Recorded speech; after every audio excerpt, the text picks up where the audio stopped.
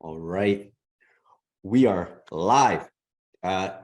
Folks, it's 6 o'clock on the dot. We are streaming into our Fix and Flip group. If you're seeing us there, my team should have dropped the link below that stream to come here to be in this room live. And so if you're watching there, jump in here, right? If you're going to watch live, then watch live, be in here with us, be active in the chat with us. For those that are already in here, I see folks starting to log in, chime in on the chat. Let me know that you're here.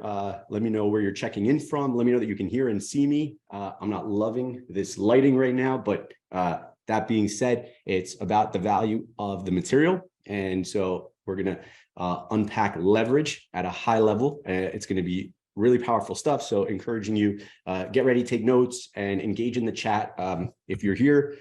And let's give it just another minute as folks check in and as I get my deck ready to share.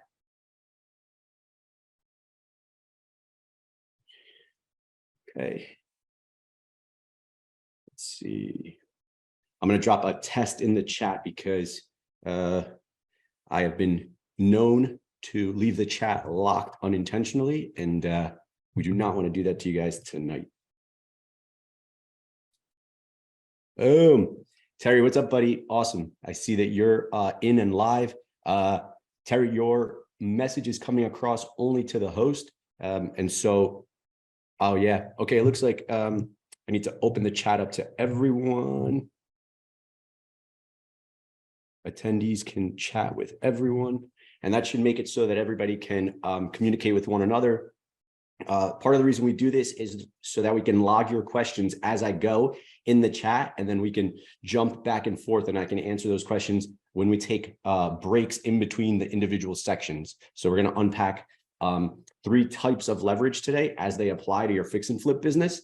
And so I'll pause as we get through each of the sections and field questions related to that section. So encouraging you guys to post questions as we go. If they come to mind, drop them there. We'll go back and answer them. Ideally, we get through all of them before we wrap. And so we've been able to do that on every one of these calls, and I suspect we'll get to it tonight as well. And so we're about to jump in and hit it. It looks like the team, for the most part, is live and active. And I'm just going to confirm that we are streaming in Facebook before we go live. And we are. Oh, excellent. Okay, so I see Evan's dropping the link over in the Facebook. So for those of you that are there, for those of you that saw the anticipation post, if you're watching there now, jump in to the room live, drop your questions here, like I said, and we're going to hit it. Bear with me as we get the deck up and get ready to start. It was already halfway through. Technology. All right, and I'm going to pull the chat up as well. All right, guys, thanks for bearing with us. And we're going to jump in. Okay, so the theme and why you're here, we're going to unpack leverage, 3 types of leverage as they apply to your fix and flip business. We're going to talk about capital. We're going to talk about labor, and we're going to talk about media or marketing, right? And most people think about leverage, they think about capital. They don't often think about leveraging labor or leveraging media or marketing to also scale their business. The reason the talk is called Leverage Scales is because that's the reality of it. If you want to go far, go together. If you want to go fast, go alone, right? This is not, this is a theme, a common saying, a quote, something you've likely heard before. And so be mindful of that as we go through this exercise.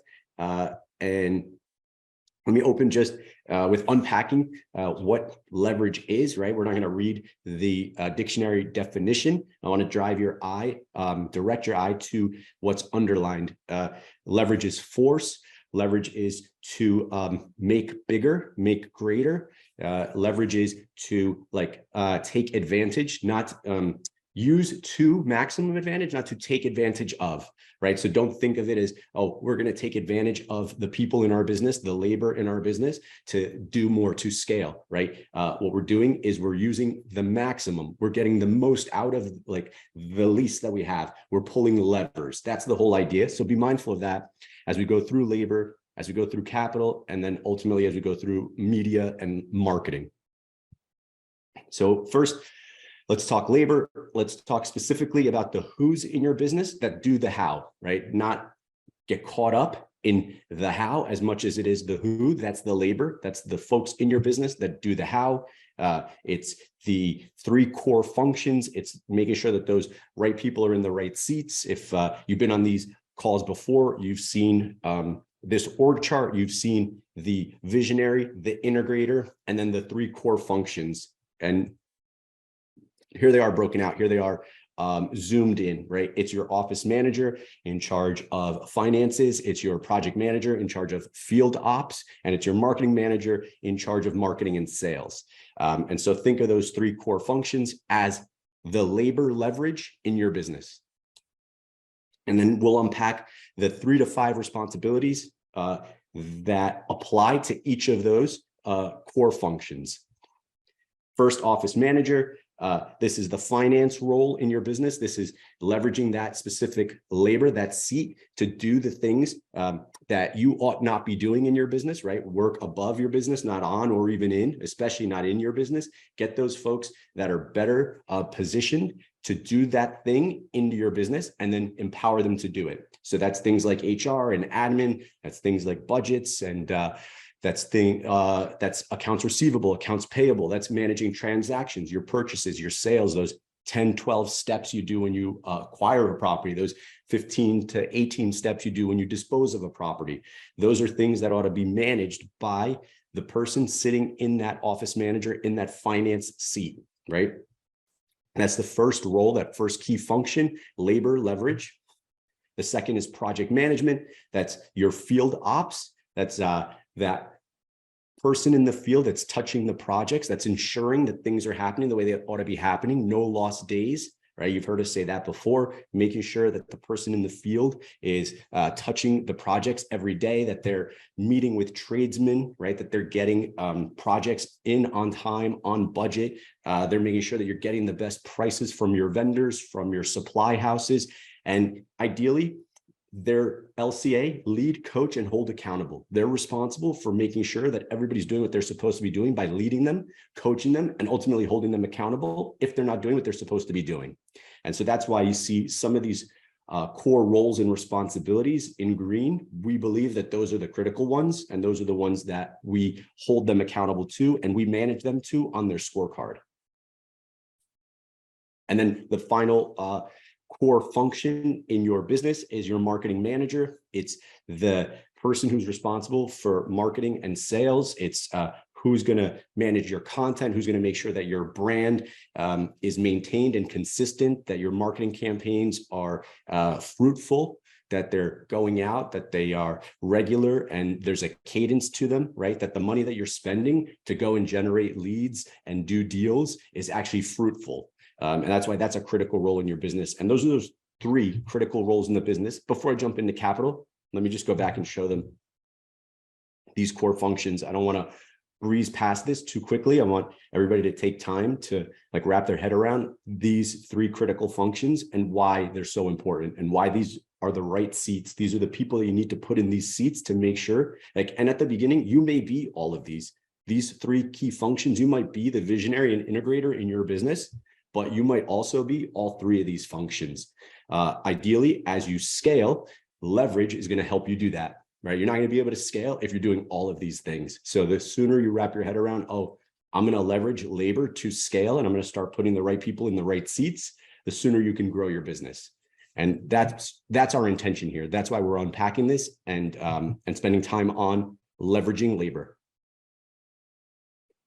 I'll keep jumping through. Any questions on the leveraging labor piece, the core functions, what those roles and responsibilities look like, what we hold them accountable to? We're not gonna have time necessarily to jump into a scorecard and show you the KPIs for each one of those, but we can take any questions around building your team. So encouraging you to drop those in the chat as we continue on.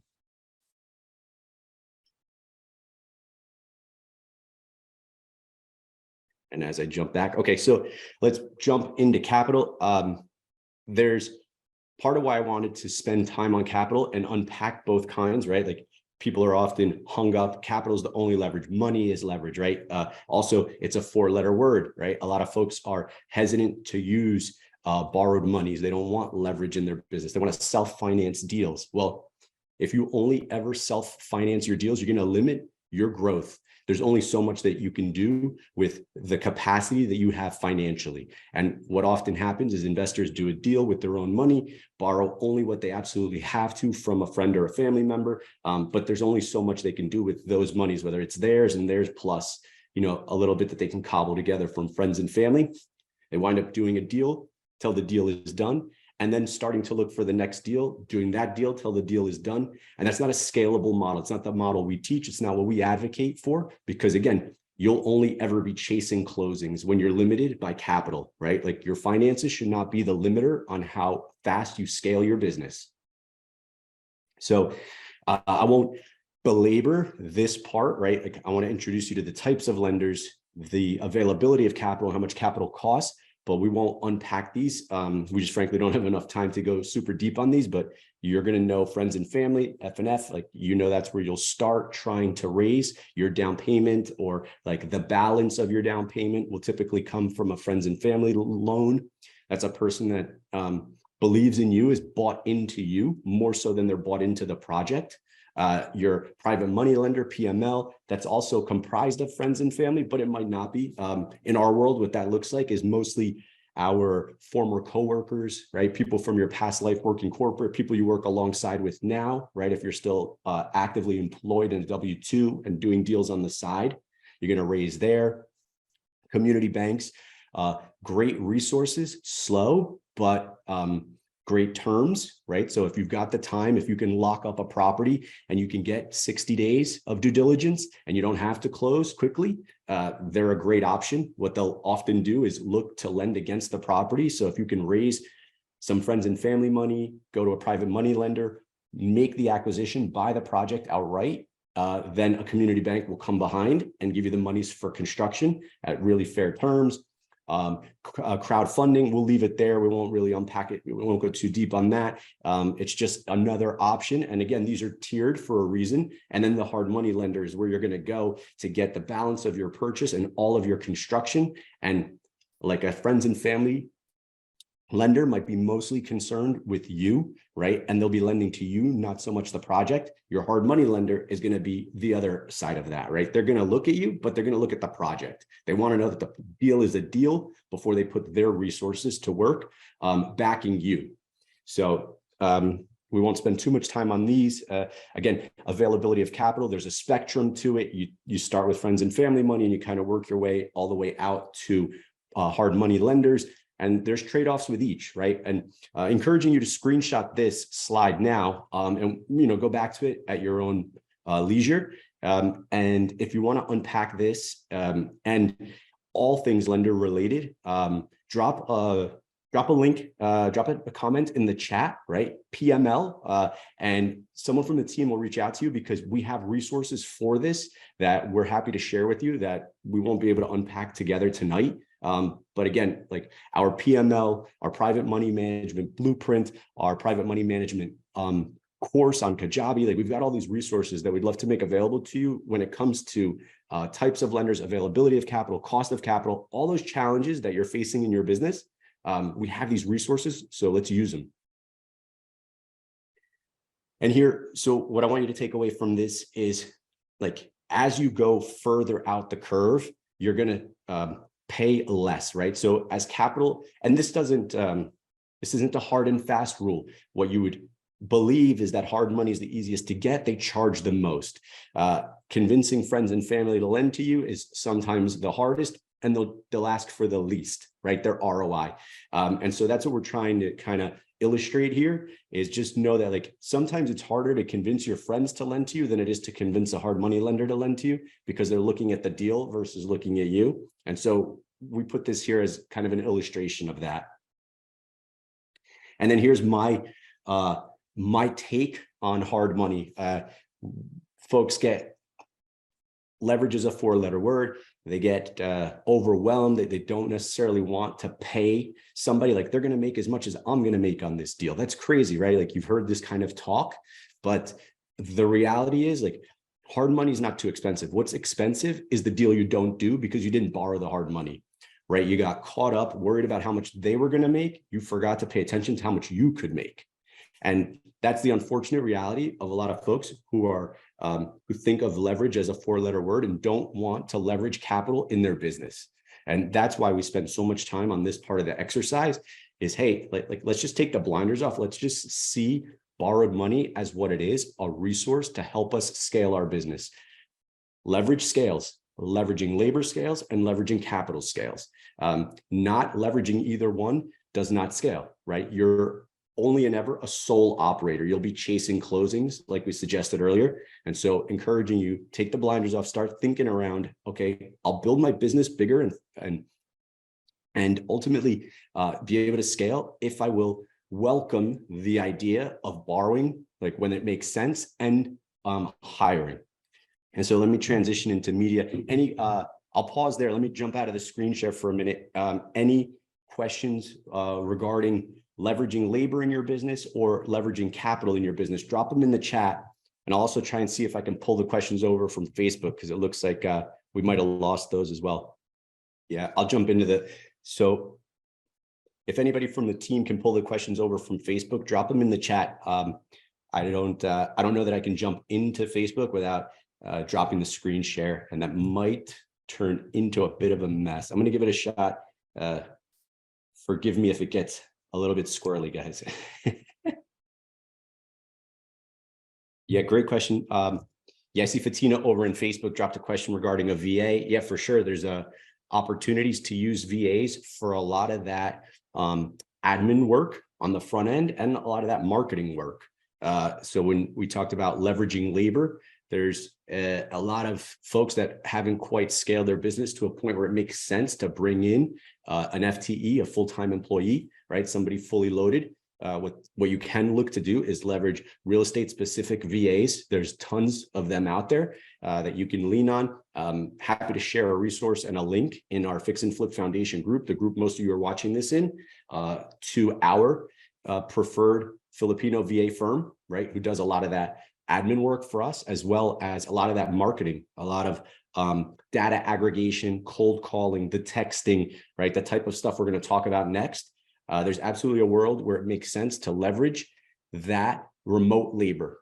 What I would suggest is that if the intention is to build and scale beyond a certain level, 4 deals a year is usually that threshold for us, then start thinking about local labor, start thinking about an admin, that an office manager, an executive assistant, right? Whatever title you want to give that role, that's somehow local and in proximity, because it's going to get really important for that person to start to speak your voice as an extension of your brand. And that's hard to do remote.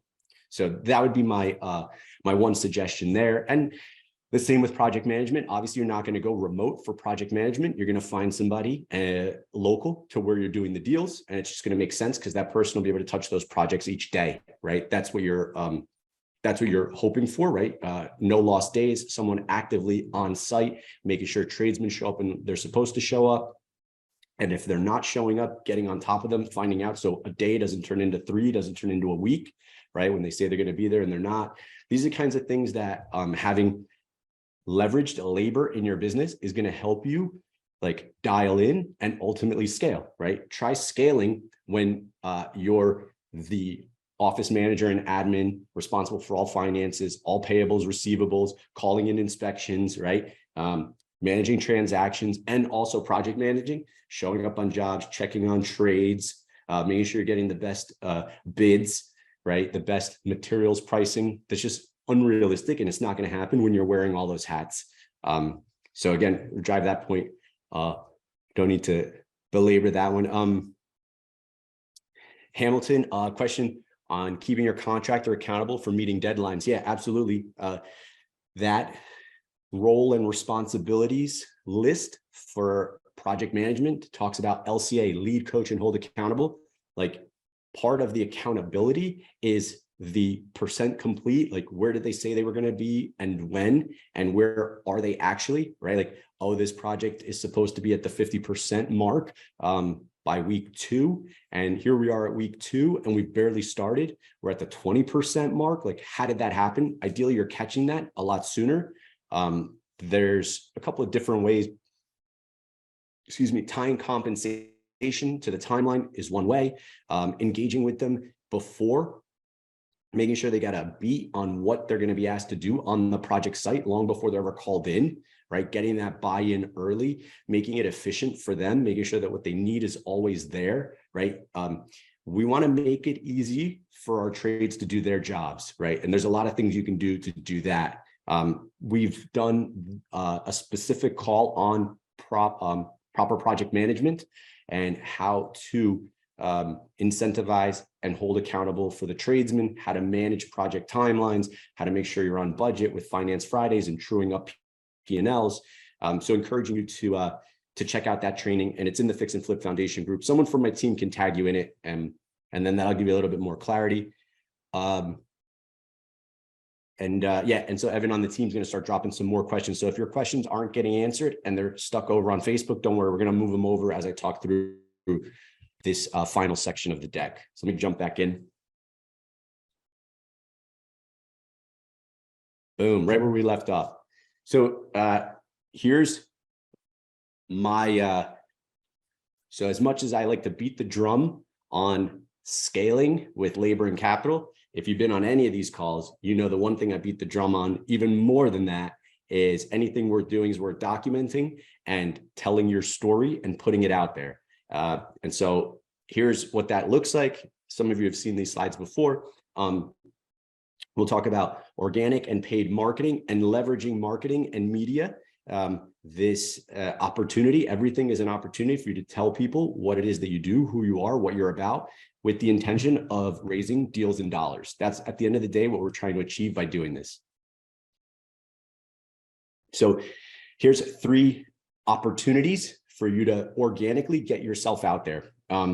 Meet up and network. Like in this post-COVID era, it's time to get out there, press the flesh, shake hands, get around other investors, go visit folks on their sites, see what they're up to, start networking with them, see how you can bring one another value, how you can share resources, right? These are the kinds of things that we weren't able to do for a while, and now encouraging people to do that. Be seen, be heard, be out there.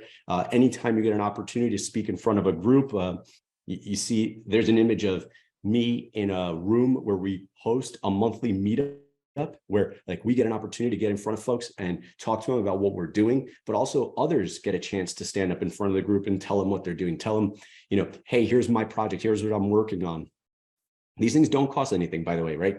They take time, but they don't cost dollars, right? You can go attend these events, go to these networking functions, get like the mic, right? As they pass the mic around, take that opportunity to tell people who you are, what you're up to. If you're doing deals, if you're modeling deals, and then a podcast interview suggesting that you just look for opportunities to leverage one another's networks, right? Like if you've got a network and if you're fantastic at raising and you've got a network of wealthy coworkers, but you don't necessarily have deal flow, and I happen to be really good at sourcing deals, why don't we co-promote? Why don't we work together, leveraging one another's networks to go further together than we could go alone?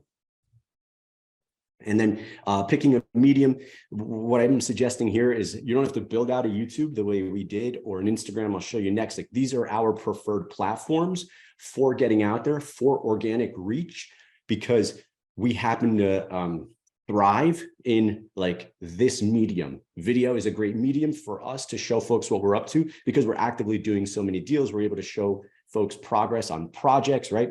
If you're not, or if you just don't frankly love the camera, nothing wrong with that, then leverage what you are doing, which maybe is deal modeling, right? Maybe you're actively putting together offers, you're actively modeling deals. That's what you'd be leveraging. That's what you'd be sharing, right? You wouldn't do that on an Instagram or a YouTube. You might use a different platform for that, but pick a medium, pick a platform, right? Maybe your medium, your platform is email, and you just start emailing folks in your network what you're modeling, what deals you're looking at, what offers you've recently written on properties, right? This is a way to get folks engaged. They start to come along on the journey with you. They buy into your story, right? And that's what ultimately brings you deals in dollars.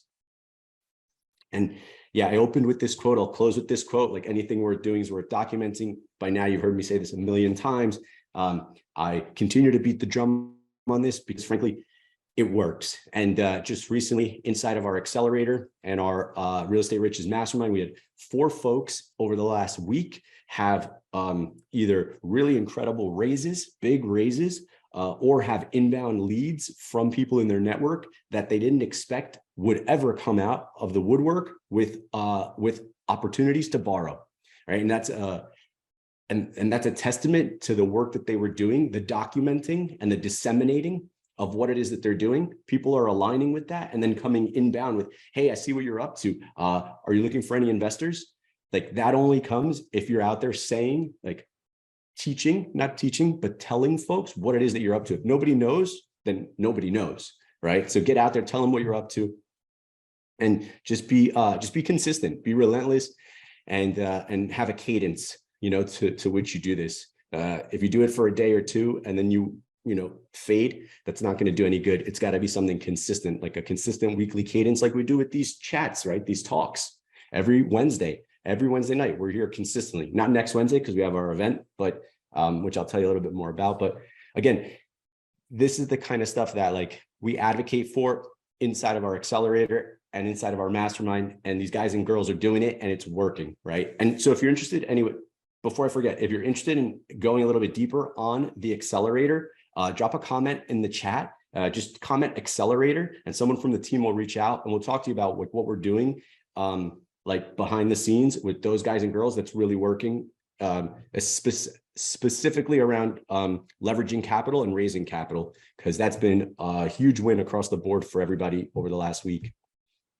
And then I'm not going to spend too much time here because I know that a lot of folks don't have carved out marketing specific budgets, right? This is where you leverage dollars to do marketing to generate leads. And if you don't have a large marketing budget, what I was talking about earlier regarding organic, right? Where it's your time, committing your time to generating leads, deals, and dollars, you'd focus there. This is for folks that have, $1,000 to $2,000 to $10,000 a month marketing budget. I would say, how are you most effectively leveraging those dollars? Where are you deploying that's going to get you the best ROI? That's what I want you to take away from these slides. Don't get inundated with all the nuance, right? Like what our model looks like, how our flow, like the callers, the cold callers, the direct mail, the ringless voicemails, and the text campaigns, right? Like don't get overwhelmed with all of that. Just think, if I have a marketing budget of 1,000 or 2,000 or whatever the number is a month, how am I going to get the best ROI? Right. And so what I'll show you are a bunch of different things, like Fatina alluded to earlier, right? Like, can you leverage VAs in your marketing? They're affordable for the most part, and you can get them to do some list sourcing and some skip tracing and maybe set up a mail merge, right? Like that's an effective use. You can stretch, get more out of your dollars. So encouraging you guys to think, all right, is that it for me? Is it maybe something like this? Like, is it running ads on Facebook, right? I would suggest that unless you've got a pretty sizable monthly marketing budget, it's not that, right? Because those ads are expensive, those leads are expensive. And if you don't convert quick, that's going to bleed you, right? Whereas like something like a text or a blast or a ringless voicemail blast isn't as expensive. And you can actually run that en masse for a bit and then ideally get a conversion that'll pay for the entire year of ringless voicemail, right? Or the entire year of mail, of direct mail. It only takes one deal to pay for a year of direct mail. Frankly, I think in this deck, I'll get to an example of a deal that paid for direct mail for us for 3 years. Oh, and here it is. So it was the very next slide. What I did was take out the slide where all the math was, because what I wanted to show you is how you leverage inside of a very modest paid marketing campaign. So here's how you apply leverage. Think again about getting the highest ROI on your marketing dollars. We advocate for driving for dollars. If you're going to spend money on anything, spend $50 a month on Deal Machine and start driving for dollars. What you see in the center is the slides that alludes to the one deal that we locked up that paid for Deal Machine indefinitely. But what I want you to focus on is the leveraged piece, that last slide, It's taking what's already a very modest marketing spend on Deal Machine for $50 a month and then saying, well, excuse me, I want to scale my marketing efforts. How do I do that with Deal Machine? Well, I do that by driving for dollars myself on Sunday for an hour or two while I'm having my coffee. But I also do that by getting 2 or 3 deal finders, guys that drive Uber or DoorDash or Lyft, right? Giving them access to Deal Machine, pinning them in my app as bird dogs and having them out identifying properties for me. And here's a version of a slide we've used in the past to source those drivers. And then you've got them out there pinning properties for you at the same time, in turn, leveraging labor inside of your marketing and getting the highest ROI. And that's why I edited this slide this way, because I wanted you folks to think about, okay, how do I leverage marketing? Then how do I leverage labor inside of my marketing to get the highest ROI, right? So this is Driving for Dollars 2.0. And back to the original theme, organic versus paid marketing. If you've got a budget, there's some things that you can do. We quickly unpack 2 or 3 examples. If you don't have a budget for marketing, what you can do is give of your time by getting out there, being seen, being heard, press the flesh, tell people who you are, tell them what you do, tell them what your buy box looks like, and start sourcing deals and dollars that way. And just really quickly, before I jump out, and I see we've got a bunch of questions, keep the questions coming in. I have 2 or 3 that I'll jump to as soon as we wrap. But one last thing, and so we've been dropping a lot of notes about this inside of the Fix and Flip Foundation group. And if you're on our email list, you've been getting notified about this. We were able to upsize the room. We have 31 people as of today, I think, in a room that holds 35. So if you want to be there on January 27th and 28th, 26th, as you can see here, is the pre-event mixer. We'll be in Morristown in New Jersey for 2 days. One of the days in the room, networking, workshop style. We'll have our speakers, which I believe I have the link, and I'll show you who all is going to be at the event speaking. And then the second day, we'll actually go out in the field and we'll see projects in varying stages of completion on a bus together. And so you'll see the tactical, you'll see the abstract and the theory and how we do it in the office, and then you'll see the practical and the tactical and how we do it in the field, and combine those two. These are 2 events we've held separately in the past that we're bringing together for just this one event. So Evan, if you're on the chat, drop the link in the chat here and on Facebook so folks can check it out and get more details if they're interested. And again, thank you for letting me plug the event, but I'll leave you all with one question. Like, what levers can you pull on in your business? What labor, capital, or media / marketing can you leverage to scale your business? Want to place and plant the seed with you with that question, and encouraging you guys to think about that. And here's the promised link of the speakers. So just sharing this quickly. So again, January 27th from 9 to 5 in Morristown, New Jersey. We're going to have a host of speakers come through along with myself. And then the following day, Saturday, the 28th, we'll be on a bus, 9 a.m. And we're going to hit 4 projects in varying stages of completion, some of which are ours and some of which are our students. And they're winning, doing deals. And so excited to spotlight what they're up to. And so encouraging you guys to get tickets if you're interested. And I'm done plugging and pitching. Let's jump into the Q&A. I see a few, and I'll do my best to answer as many of these as I can before we wrap. Looks like I nailed the timing again. Guys, focused on construction, pre-construction, financing, teams getting involved, acquisition, design, approvals. Yeah, Fred, awesome questions. We've done a training specifically on this, proper project production, where we talk about all those professional services, the architect, the engineer, the designer, all the folks that you need to align with on the front end to set yourself up for success on the types of projects that we're talking about. It's its own training. It went 40 minutes, just like this one. It's in the Fix and Flip Foundation group. We'll tag you in it. Anyone else that wants to be tagged in that one, just comment PPP in the chat, proper project production, because that's what it is. It's the production phase of your rehab. A lot of folks are so concerned with getting the project bought, and closing and raising the money, that they never really think, well, how can I proactively get ahead here? What can I be doing while I'm waiting for closing, right? Like once the funds are earmarked, once the closing date is pinned on the calendar, like what are you doing to get ahead of the curve? Like, have you invited your architect and engineer out to the site? Have you sent your designer photos of the inside? Have you started thinking about floor plans, renderings, what it might look like? These are the kinds of things you ought to do to get a jump. Ideally, the day you close on the house, you've got your stack ready to submit for permits, right? That's how you turn decades into days. That's how you like truncate these timelines, right? And that's called the production phase of project management, proper project production. So if anyone wants to see that training, just drop PPP in the chat. We'll link you to that one. We did it about maybe a month or two ago. It's great training. Over on Facebook, one-to-one upcoming convention. Oh, now the chat's moving. A lot of folks want the PPP training. Evan, you better start linking everybody to this training. They're moving so fast, I'm losing track of the questions. Okay, Peter wants to connect regarding the event. Yeah, Peter, happy to connect on the event. It says you're coming in off of Facebook. If so, DM me on Facebook and we'll link up. Excited to have you in the room. If you can make it, it'd be great to have you there.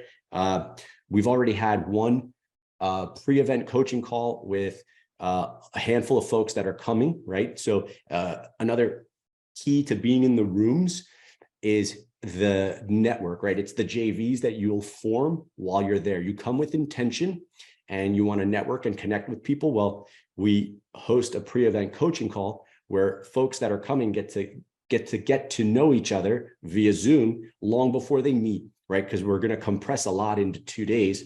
And so if you get a jump on who's going to be in the room, you could already start thinking around and exploring synergies with those people. And then once you get in the room, it's just, hey, here we are, connecting, networking, shaking the hand, meeting formally, but already picking up where you left off on the Zoom, right? And we try and encourage a lot of that inside of our Fix and Flip Foundation group, where a lot of you are watching this right now.